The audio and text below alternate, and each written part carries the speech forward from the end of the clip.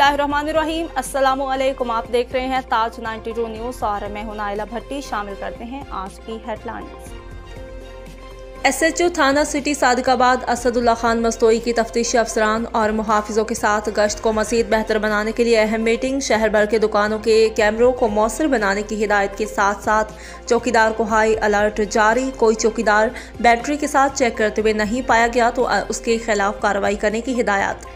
तमाम मुहाफिजों की निगरानी मुतल्लिका तफ्तीशी अफसर करेगा। मुहाफिज शहर के अंदरूनी और बैरूनी रास्तों से आने जाने वाले मशकूक अफराद पर कड़ी नजर रखेंगे और सख्ती के साथ चेकिंग। हर आने जाने वाले मशकूक अफराद को बजरिया पुलिस ऐप चेक करेंगे।